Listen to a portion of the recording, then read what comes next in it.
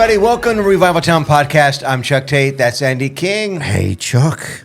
You doing all right? Doing good. I'm a little chilly today. A little chilly. It's freezing here in Peoria, Illinois. Sorry about that. Yeah, it's good. It's good soup weather. Soup. What's your favorite soup? You know, Savannah, my daughter, she makes a really great potato soup. Potato, put bacon in it, sometimes ham, cheese. I mean, it's just a really, I could go for that. It's good, some good comfort soup when you're cold. You want some hot bowl soup. How about you? What's your favorite soup? My wife makes amazing cheese, broccoli cheese, broccoli cheese. Yeah. Oh, yeah, Savannah makes a mean broccoli cheese soup too. I mean, you can't go wrong with a lot of soup. Hey, Olive Garden, the chicken gnocchi soup. Have you had that? Gnocchi? And not only that, Gnocchi? my dad makes it. He makes the gnocchi soup? Yeah. Oh, really? Yeah, he's very good at soup making. Ooh. Yeah. Man, I go for some of that right now. Yeah, I go for some chili. Yeah. I'm going, hey, you know what? Soup and soul. Soup and soul. Hey, man, I wish it was tonight. It's as if we planned it.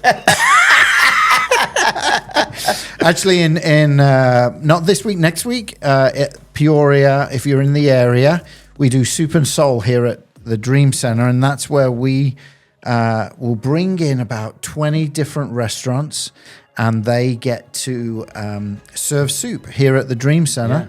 Yeah. And folks can come. It's a ticketed event to come. Helps really bring awareness. It's not a huge fundraiser, but it is more of an event where people come, and it's like it's become this thing. Wouldn't you agree? It's my favorite event at Dream Center. Really? It really is. I love it. It's just a cool night. I think for anybody that's unfamiliar with Dream Center, Peoria, it's a great opportunity to come and to see what you guys do. There's tours going on, stuff. Yeah. But I just love the vibe in the room with all the soup, all the vendors, and everything. You're just walking around helping yourself to all kinds of samples. And, just it's good, hanging out with people. Just cool. I mean, I like all the Dream Center stuff, but it's Soup and Soul is a great night. And for those who may be like, what is Dream Center? It's the organization that I run. It's a main mission is to impact families living in poverty, starting with kids and youth. So we have a homeless shelter here for women and children, father and dads and families. We have housing here for folks who want to transition to an apartment from homelessness. We have after-school programming with the trade school, carpentry, motor mechanics, coffee. You can see the coffee at the back here. Kids and staff and volunteers make that, roast it here on site. And so you can order that at Dream Center. But Soup and Soul is just a night where we bring all our volunteers, all our supporters together just to have a fun night still in the winter. It's still pretty cold here. Yeah. So if you want to come, I'm going to throw this out there. Okay. If you want to come. I do. You've got a ticket already. If you want to come to Soup and Soul and you're in the area, DM us at Revival Town Podcast, and I will get you a free ticket to check get you in. out. Oh, I'm here to help. You know what I'm saying? You know, you're a good helper. So again, DM us, and we'll get you a ticket, and Chuck's going to buy it for you. I'm gonna yes. Oh my goodness. Chuck, why don't you tell us about who is on the podcast? Oh, we are today? really excited about this. His name is Dylan Novak. You might know him as the Celebrity Evangelist. And he has met just about anybody you can throw out there. I mean, he really has. He has met hundreds of celebrities, but this is more than just somebody who meets celebrities. Yeah. He has a mission, and that mission is to share the gospel with celebrities.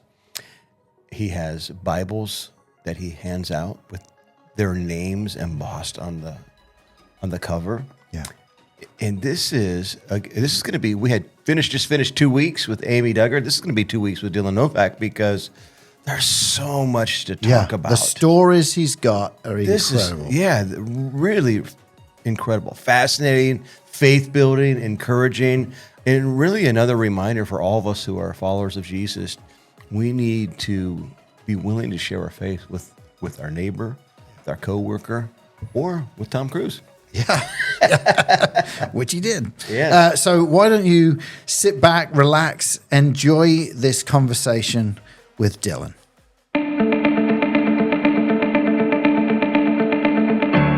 Hey friends, it's time for another conversation on Revival Town Podcast. Our guest today is Dylan Novak, aka the Celebrity Evangelist. Dylan has been working full-time sharing the gospel with celebrities as well as preaching at churches, youth group, camp, schools since 2015. We're so excited to have him. Dylan, welcome to Revival Town. Oh my goodness, thank you so much for having me. It was so good to connect. I've been following you for a bit online. And one day I just thought, I wonder if Dylan would come on the podcast and share what he does and how he does it, because it's very unique. And we're so thankful that you said yes, for sure. And, absolutely. Now, we are just sharing with you, obviously, my son lives in Burbank, Hollywood, and you obviously have gone out that way a few times. But we wanted to find out right off the bat, what got you started into really going after to present the gospel, and especially Bibles, to celebrities that everyone knows about? And we'll talk a little bit about the types of folks you've met, but why? So I was, as a teenager, a huge superhero pop culture nerd, and I still am. And I'd gotten saved when I was 8 years old. I've immediately had a burden to share the gospel. I had the self-awareness that everybody is a soul and everybody's going one of two places, heaven or hell. Yeah. And so I would give out tracts all the time. Well, there was a Comic Con coming to East Tennessee, and I begged my parents to take me, and thankfully they said yes. Came across an interview with Margot Kidder, who was one of the people I was going to meet, and she said she was an atheist. And it just broke my heart, because that's when reality hit me. She's a soul, just like you, just like me. Yeah. And I prayed, God, please send somebody to tell her about your son before it's eternally too late. And God really convicted my heart. What about you? You're going to be right in front of her. Why? What's stopping you? And I played Jonah for a few days, because it's not something that just sounds warm and inviting. It's like, hey, Lois Lane, you're used to Superman rescuing you, and here comes me as a 13-year-old to tell you about the real superhero. I was like, man, this sounds really, really scary. And sharing the gospel is scary. It is nerve-wracking, but it's so worth it. It's the most important thing we're commanded as Christians to do. That was Jesus's final word: go into all the world, preach the gospel, make disciples. And so I got some tracts from my church, just little pamphlets explaining the gospel. Went to the event. Everybody was receptive, including Margot. And so for 7 years, that's what I would do. I would go to these events once or twice a year when they would come around. If I went and saw a concert, I'd wait at the backstage door to try to meet the person and give them a tract. My first concert was Weird Al, which I always see things on Facebook and stuff. It's like, your first concert tells me everything I need to know about your personality. And I'm like, Weird Al. Yep, that about sums it up. The best thing. So I'm a full-time youth pastor as well. And I've got, I'm driving around kids on the van every week. And we were going to this conference last month, and we passed this Amish store, and they thought they were about to show me something that I'd never heard. And they start playing Amish Paradise, and I start every word, and they're looking at me. They're like, what's wrong with you? I'm like, a lot, actually, a lot. And they were like, that song's not cool anymore. I'm like, okay, sorry. and then they didn't know the can of worms they opened, because it got me on a Weird Al kick. I'm like, man, I haven't listened to him in a while. They were like, please make it stop. So anyway, well, in 2015, I had an opportunity. James Taylor was touring, and I wasn't going to go meet him, because this wasn't a sit-down signing. This wasn't a public meet and greet. This would be me just waiting hours at a tour bus, hopefully to get a moment with him. And a very godly man at my church was like, why aren't you going to go give him a tract or something? And I knew in my heart why. I was like, I don't want to put in that work. I don't want to do that. And he said, well, I encourage you, just look into what he believes at least. So I was like, okay. And he already knew. Well, James in 1991 had done an interview where he said, I'm agnostic. Both of my parents were atheists. I wasn't raised with faith, but I would be open to listen to somebody explaining spirituality if they were to take the time to show me. And I thought, Wow. that is an open door. Yeah. And I tell this to churches all the time. If that was our next door neighbor, we'd be the Christian SWAT team breaking down the door. Hey, we heard you're open to hear about Jesus. Let's go. Yeah. But we don't do that with Hollywood. We don't do that with the entertainment world. I have people message me every week saying that they asked for prayer for a certain person, whether that's an A-list star or not, but somebody in the entertainment world, and their pastor has made fun of them or people in the congregation. Yeah, we don't pray for those people. I'm like, that's not good. That's really, really dangerous that we have gotten that callous, that heartless, that uncaringness for this world. Amen. And again, and I think part of it is because we do see these people's lives in display, and it's so easy for us to judge. It's so easy for us to go, oh my goodness, look at this person. Well, first of all, I'm really glad a camera's not following me around 24/7. I'm perfect. Right. That being said, Jesus died for them the same as he did you or I. Yeah. And so that really convicted me with James. I'm like, okay, I need to go. And that's what began me writing letters to these celebrities. So I told my mom, I said, I wish I could say this, this, and this, but I may not have the time. And she said, well, why don't you write him a letter? Say everything you want to say to him, but you may not have the time to. And I still do that to this day, because people all the time, they're like, well, how long do you get with these people? Sometimes 5 minutes, sometimes 30 seconds, sometimes 2 seconds. You can look, I was at the Golden Globes, one of the after parties, just where the cars were pulling up, and there were, of the people I talked to that night, we're talking 5 seconds, if that was some of these guys. Hey, I got you this. Oh, thank you. Right. And they're running off, and I'm like, can I get a quick photo? Because again, there's no gospel conversation happening right then. It's giving the material, praying the seed is planted, and I'm like, you're going into paparazzi mode. I might as well ask you for a photo so I can post and have people pray for you. Well, I got to meet James. It took 3 days to be able to get to him. That's another long story for another time. But I got to talk to him for about 15 minutes. And it ended with him giving me a hug. And he said, I remember that interview. And at that point, it had been 24 years.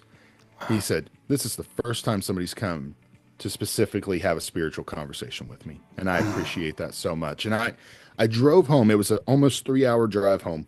And I remember I had the greatest joy and the greatest burden that day. The greatest joy because I'd done what God had asked me to do. And anybody who's a believer listening to this knows that when you submit to the Lord, when you follow what God calls you to do, that's where you have the greatest joy in life. Mm-hmm. But then I was also burdened because, again, I'm like, I don't think I'm the first Christian to cross paths with James in 24 years. This is a known mission field, but so forgotten. And so that night, it was July 31st, 2015. And I prayed, all right, God, whatever it is you want me to do, I'll do it. I'd been wrestling with God for a while. I'd wanted to be a Christian. I'd wanted to be a drummer. He kept pushing me towards ministry. I'm like, okay, how about a Christian music drummer? And of course, we can't bargain with God. It never works that way. We can wrestle, but there's a few instances in the Bible that say it doesn't really pay to wrestle with God. So I prayed. I was like, God, I'll do whatever it is you want me to do. And I did ask 2 things specifically. Again, not that God even had to answer those, but I said, 1, can you please show me that I'm not wasting my time? And number 2, open doors. Because at the time, I'm in Southwest Virginia. This is not LA, New York, Atlanta, or anything like that. Right. Yeah. And very quickly, not just doors started opening, but then started hearing back from some people. And I'm like, okay, again, some people probably, oh, thank you. And it never goes further than that. And that's how it is with any ministry. You can preach to a congregation of 500 people, but isn't it worth it for one person who repents? And that's how I view any ministry. When we do ministries here at the church, I'm like, okay, we're going to do this. We're going to pray about it. And then as the years go, it's like, for example, last year, we've always done an Easter egg hunt outreach. And my wife and I were talking, and I was like, there's never been fruit from this. There's never been people coming to the church. There's never, nobody's even listening when we present the gospel at the thing. It was just always a big mess. And so after praying, we're like, okay, well, let's change it. We changed it to a Good Friday service, and that was way more fruitful. Yeah. So again, that's just how I view any ministry. If there's fruit, keep going, even if it's just one fruit. But if there's no fruit, it's time to move on. And thankfully, we haven't just seen fruit with this ministry over the past, we're approaching 11 years, but it's becoming more and more and more. That's good. Wow, that is really good. So how did you end up with the name, the Celebrity Evangelist? Did somebody give that to you? Was it in a comment? Did a family member, or did you come up with it? Like, how did that happen? So it's really funny you mentioned that because I hadn't really thought about that in a long time because I'll have people all the time message a hateful message. Oh, you're calling yourself a celebrity? No, it's the name of the ministry. We're evangelizing to celebrities. But no, there was somebody in a comment about 11 years ago, and they just said you're an evangelist to celebrities. And at the time, I didn't. It was just my Instagram account is now. It used to just be my personal obnoxious teenager Instagram, which I've had to go back and delete cringy posts as time went on. And that didn't really happen until last year when the ministry really started gaining traction. My wife was like, there's some really stupid things. Again, nothing bad, but I was like, Yeah. oh yeah. Yeah, I'm Yeah, glad we're there wasn't getting rid of that. social media when I was younger. Too. I Yeah. tell my kids all the time, I'm like, I'd be in guys, the trouble. internet's forever. Trust me. Yeah. But no, because like I said, for the longest time, it was just my personal Dylan Novak account. And somebody said, you're an evangelist to celebrities. And I thought, well, that'd be a good way to really say what this ministry is. And it's just easy for people to remember. So that's kind of how that came to be. There's a part of me that I'm like, if I could go back in time, I should say Celebrity Evangelist Ministries or something. But man, we're 11 years in. It is what it is at this point. Yeah. If people are going to get that upset over a name, they're going to get upset over something anyway. Yeah. Well, one of the things that I love about what you do is you don't just give a track.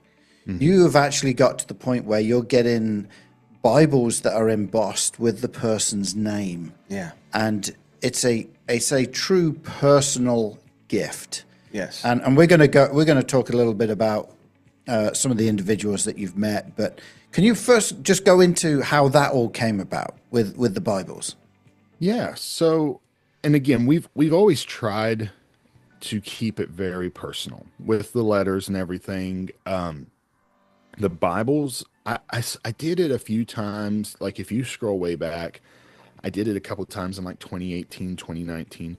But for the longest time, the only thing we really had the funds for were these Dollar Tree Bibles, which I still look back. I've got a couple of them still here in my office that I never gave out. And I'm like, man, these were the dark ages. I can't and again, I'm looking at them. I'm like, I can't even read this print. And I've got 20/20 vision. But again, and I tell people this too. It's so much more than just giving a tract and I'm not the person that's like, oh, here, I got you this gift. Let's just keep talking about something else random. It's an open door to the conversation. It's spiritually chumming the conversation, so to speak. Because even with those Dollar Tree Bibles, that sparked so many gospel conversations. But then a few years ago, like I said, it would be sporadic. We would do a Bible here or there with an embossed name. And my wife, she said, I really feel like we should do that for everybody. And I was like, yeah, that would be wonderful. Do you have any idea how much money that would cost? And we do not have those funds. And she said, well, let's pray about it. Yeah, because I keep feeling that on my heart. You pray about it. Well, I felt peaceful about it. But again, I'm looking at it from a logistical standpoint. How do we do this? And she said, well, why don't you throw up the opportunity for people to sponsor a Bible on your website? You can thank them on a social media post, and they've sponsored the Bible. And I was like, yeah, we can give that a try. I don't know if that'll really catch on, but we can try that. And oh my goodness, that was truly, I mean, most of the good ideas with ministry do come from my wife. I'm not that smart, but no, and it's been a game changer with conversations too. So the way we have it set up on our website, there's a join the mission link, and on that link, you can sponsor a Bible. It's $35, which sometimes it's more than that, which we take care of that. Like I got a couple study Bibles actually done last night for some upcoming events here in the next couple of weeks. Those were more than $35, but again, it's like we can handle that part of it. And we have people on a waiting list. And like right now, if somebody sponsors a Bible and they ask when is my Bible going to be posted about, because I want to know who my Bible went to, I'm like, well, you can look at them at our social media pages around August. That's probably about when it'll be, which is a wonderful problem to have. It's wonderful that it's backed up that much. And again, the conversations that have been sparked from that are really just show stopping sometimes. Like Jenna Lee Harrison from the show Dallas, we were already in a very deep gospel conversation with her before the Bible was even brought up. And that happens sometimes, and that's always wonderful. And she said, and again, this was just such a perfect picture of salvation. She said, what would you have done if I had rejected this? Has anybody ever rejected this? I said, oh yeah, that's happened. And she said, well, what would you have done with this Bible? It's got my name on it. And are you going to go find another Jenna Lee Harrison to give this to? I said, it would sit on my shelf. And she said, so it would just go to waste. I said, it's a picture of salvation. It's 100% free. It's just for you. But if you choose to reject it and you don't accept it, you're just letting it go to waste. It's just sitting there waiting on you to change your mind. But yeah, that has really been a game changer with the ministry.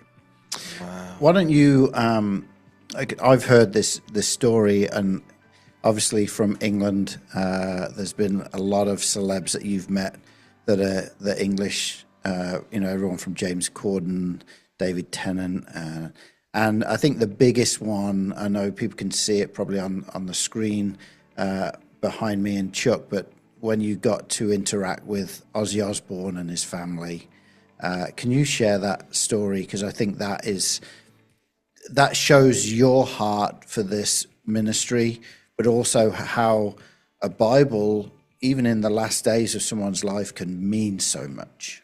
Absolutely. And I'll say this too.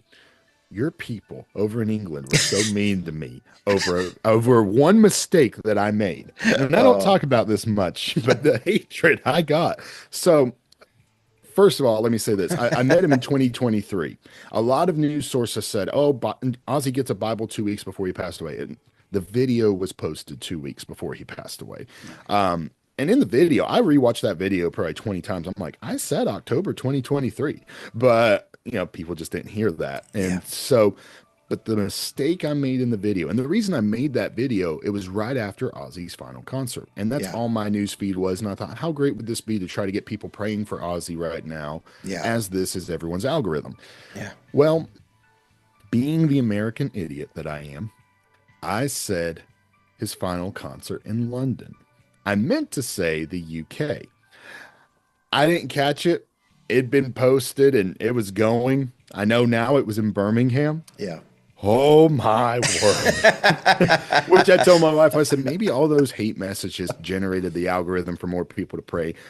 Some of the people called me. I was like, oh, guys. Well, I just want to apologize for all British people, even though I'm an American citizen now. As I drink my tea. I just want to apologize for because I'll be honest with you, for me, years ago, watched the Osbournes, and it was more for the British connection than anything. Right. But then watching Jack's story unfold, and then also when I gave you that Bible, right? Yeah, it got me so. But also, recently, and I knew it was going to be the last concert. I grew up just 15, 20 minutes from Birmingham in a city called Coventry, just in the Midlands area. So I knew that this was a big deal for them to be doing it there. It was right, in his hometown. And so when I saw what you did, even though you had a bad run-in with some Brits, as this Brit, I want to thank you for what you did. But why don't you just share that whole? Yes. Sorry for that tangent. That's good. That's good. I still die laughing every now and then. I'll see an old comment. I'm like, man, I ruined that guy's day. But I'll have to go back and send them to you. But so anyway, so Ozzy was doing a public signing at a horror convention outside of Philadelphia, and he did 2 of those before he passed away. This was the only one that I had any opportunity to have access to. This was the first one.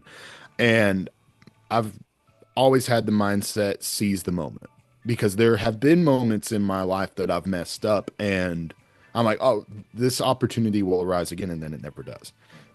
So I had the rebook missions conference that I was preaching at. I was like, and the pastor was so understanding. He's like, yeah, this is a rare opportunity. You need to take that.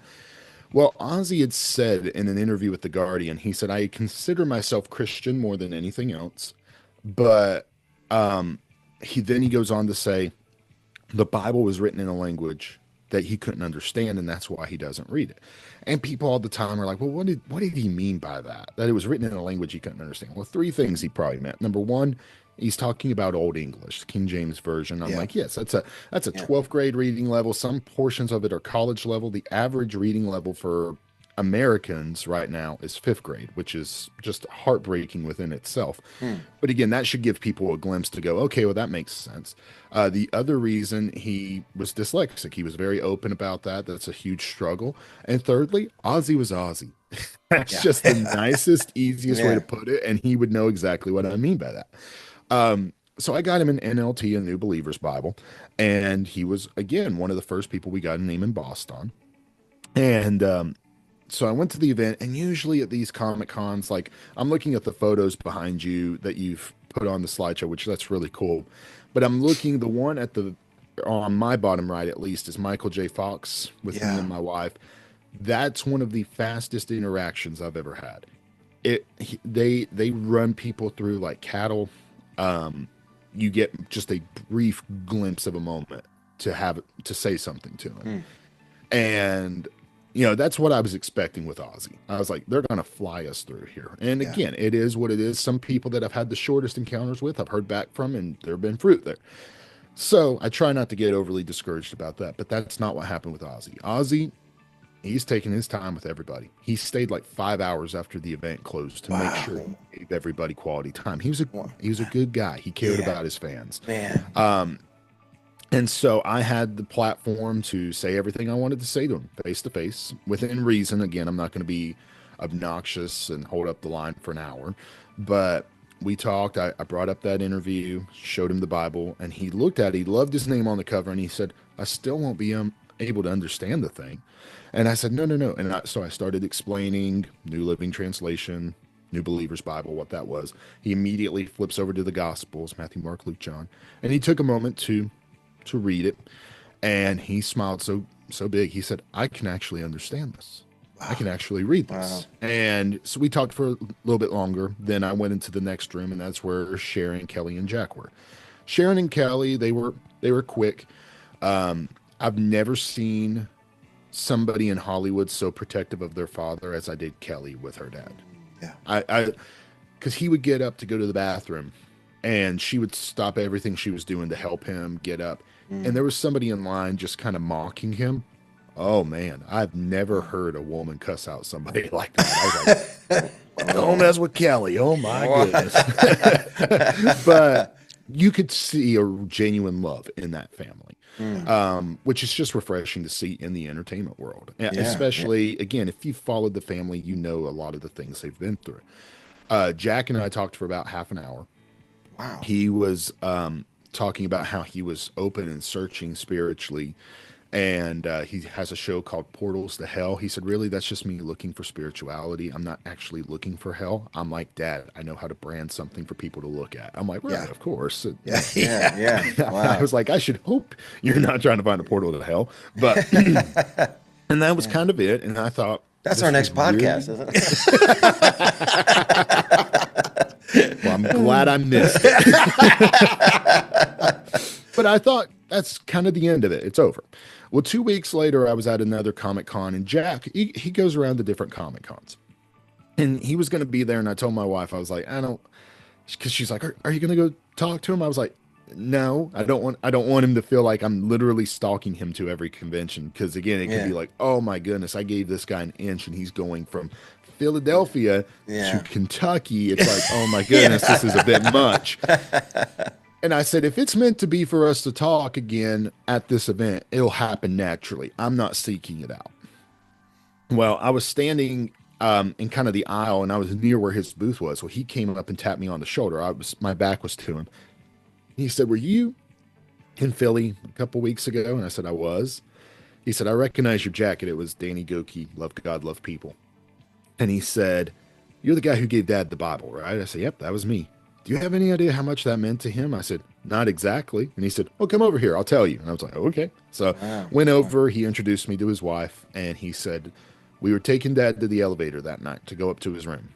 And he said, where's my Bible? I'm not going up without my Bible. And he said everyone just kind of stopped and stared at each other like, this is the Prince of Darkness, and he's asking for his Bible. Something's not adding up here. And he said, I put two and two together pretty quickly. And I was like, Dad, it's in the autograph room. We'll get it tomorrow. Don't worry about it. No, I want it right now. And he said, there's no sense arguing with Dad. He's stubborn. Just do it. He said, so we went down, got the Bible, came back up. All right, Dad, you happy? There was a letter. There was some other stuff. Go get that too. He said, so we go back down. We got everything. And he said the next day, he said we all had lunch in his room together. And he said that was the topic of conversation. He's telling us about his Bible. He's been reading it. He can understand it. And he said, we're all like, well, I got something similar. I got something similar. I got something similar. And he said, I don't know about anyone else. I read everyone's letter. He said, I just grabbed it. And I was like, he said, because I wanted to see. And he said, it meant a lot that it wasn't something copy and pasted, the same generic thing for everybody. It was, you addressed things we had said publicly and shared your faith in a way that approached where we were. He said, and that meant a lot to me and Dad. He said, it's on Dad's bedside table. Anytime somebody's come over to the house the last couple of weeks, that's the first thing he wants to show them. He'll yell at Mom to go get it, which of course I'm like, man, I would just have loved to have heard him in that iconic voice, Sharon, go get my Bible. And I was like, and again, I was crying, talking to Jack. I was like, this is so beautiful. This is so encouraging. And again, this is just showing a lot of behind the scenes that we don't normally get to see. Yeah. And, and through that, even that initial post in 2023, it was encouraging to a lot of Christians. It's like, oh my goodness, if somebody, and I hate to say somebody like that, but again, we've painted a picture of Ozzy, and he was more of a big teddy bear at the later stages of his life. Yeah. And it's like, oh my goodness, if he could be open, maybe my next door neighbor could be open. Well, then when Ozzy passed away, like I already said, I posted that video right after his last concert because I was like, let's get people praying for him. Yeah. And even Kelly was sharing on her story a few days before he passed away. Ozzy sitting at the breakfast table, and he had this book by another evangelist that I've encountered a few times. I think his book is called 52 Things About God. He sent it to me. It's sitting over there. I should bring it over here sometime when I'm talking about it. But he had mailed a copy to Ozzy. Like, hey, maybe it'll get to Ozzy. And I was like, oh my goodness. And I'm taking a screenshot and I'm sending it to him. I was like, your Bible didn't just make it to Ozzy. He's reading it at the breakfast table. Again, wow. Ozzy was very open to searching for God. He went to the Ark Encounter with Jack up in Kentucky. Really? Yes. Ken Ham, shortly after Ozzy passed away, he posted video and pictures of Jack and Ozzy. They did like an RV tour throughout America. And he said, I was so surprised how open Ozzy was to ask about, so why was this? Why was that? Yeah. Tell me this about Jesus. Again, Ozzy was not what a lot of people perceived him as. He was somebody who had that acknowledgement of, I need to find God. And so those 2 weeks that so many people were praying for Ozzy, they were literally praying for him in his last days on this earth. Yeah. And then after Ozzy passed away, it just became something even more beautiful than we could have ever imagined. We had so many people that were heavy metal rock fans, people you would not expect to be messaging a Christian page.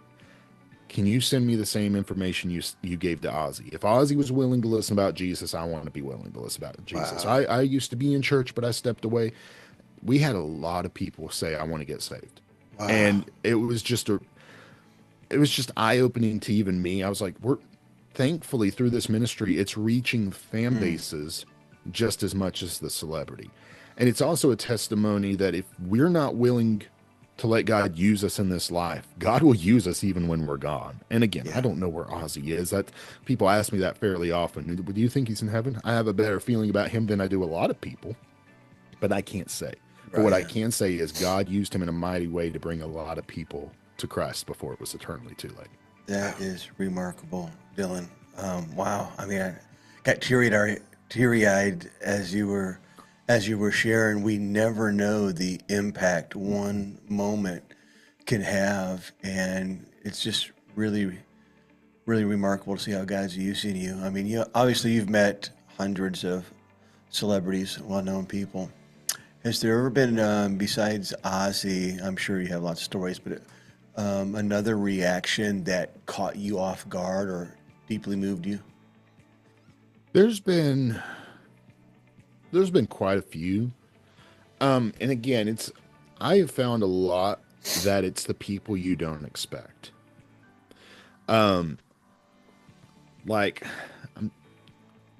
I wouldn't say this moved me like, oh my goodness, this ended on such a high note, but just even a few weeks ago when I was at the Golden Globes, one person I've always wanted to talk to is Bill Maher.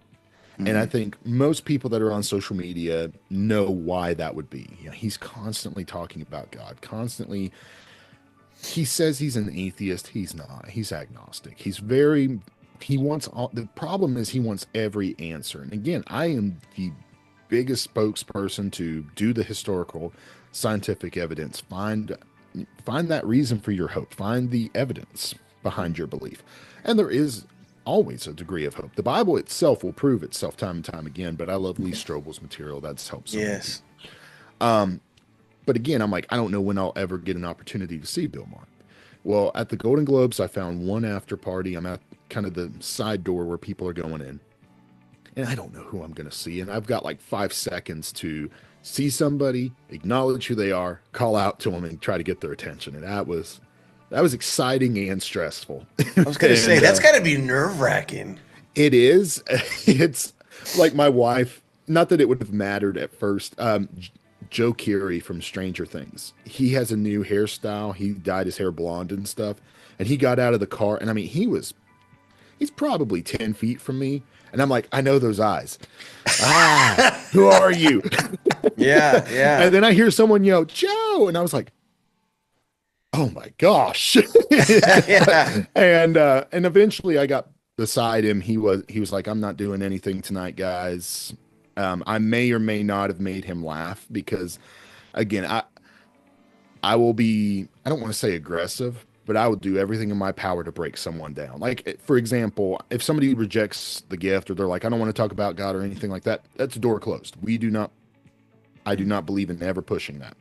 Yeah. But when somebody in that setting, it's like, hey, I don't want to do photos, don't want to do autographs. I'm like, look, I'm wanting to give you something, man.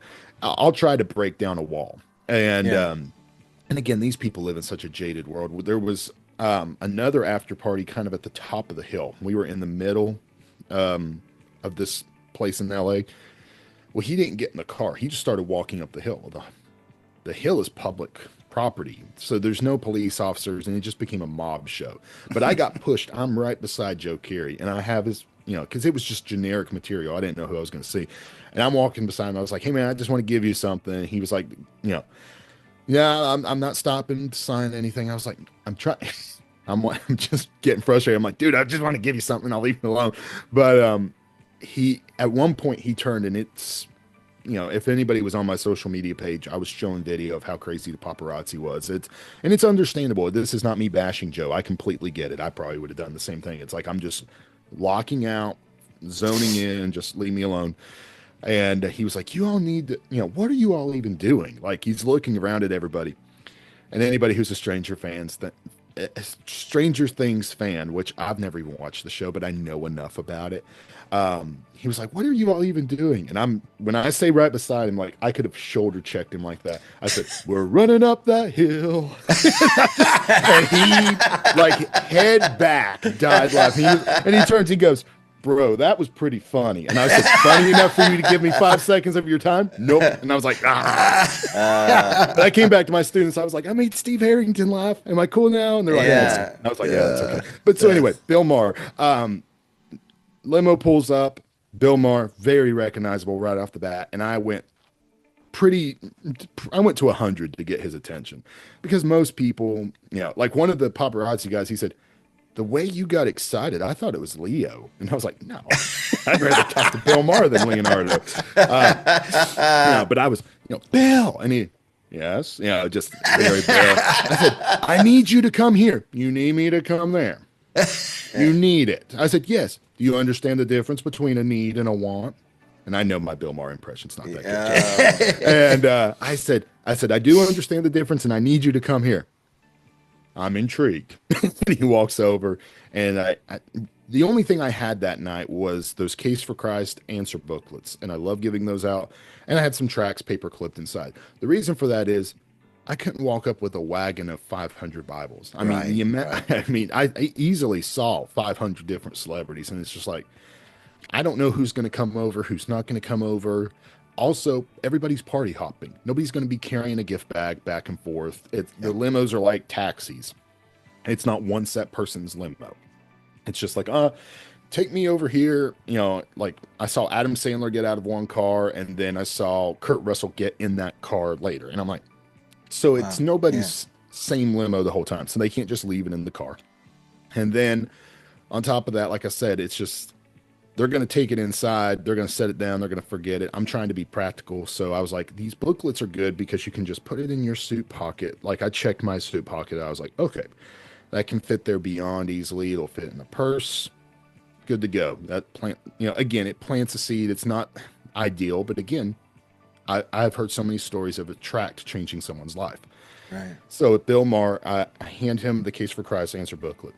Right off the bat, and I can't quote him exactly, but he said, you know, and you can fill in the blanks. He goes, holy crap, Jesus is following me everywhere. And I was like, there we go. Yes. That is a response I want. And I said, it's not coincidence that I'm here. Again, I knew there was not time for a theological conversation, but it's just those split seconds. And he goes, it is coincidence. I said, how is it coincidence? He said, I talk about God. I talk about Jesus. I'm going to attract the Jesus freaks. So it's not a coincidence that you happen to be here. I said, so you think it's a coincidence that I happen to find this random party in LA? I had literally, the only reason I knew is I saw a ton of cops and paparazzi. I was like, well, that looks promising. We'll park and see what's going on here. I said, I randomly find this after party. I randomly have this material that addresses a lot of the questions you have asked on your podcast that I love to listen to, by the way. And I randomly happened to see you, somebody I've prayed to have an opportunity to see. I'm from Tennessee, Bill. How is this coincidence? It's a little bit. And I was like, yeah, you know. And then we started to take a photo, and it turned into chaos, and put it in the suit jacket, went away. And I was like, that was worth it all. I'd have flown to LA just for that short opportunity. Yeah. And then it was so crazy. A week later, I saw a clip from one of his podcasts. He was talking to some comedian, and the comedian said, have you ever read The Case for Christ by Lee Strobel? And Bill goes, no, who is that? So he's telling him all about Lee. And Bill goes, now that sounds like something I'd like to read. I need to read that. And he said, oh, I think you should get a copy. And I'm like, you sure it's coincidence, Bill? Yeah. So that was really encouraging. Of course, you know, long story short, Jerry Lee Lewis was somebody who was raised in church, but he said for years, I'm worried I'm going to wake up in hell. I had an opportunity through a friend who's worked with paparazzi. He told me when he was flying out of an airport, I was waiting, got to have a conversation with Jerry. It ended up being his final concert. He had just finished his final show. Wow. And we had a really, really in-depth gospel conversation.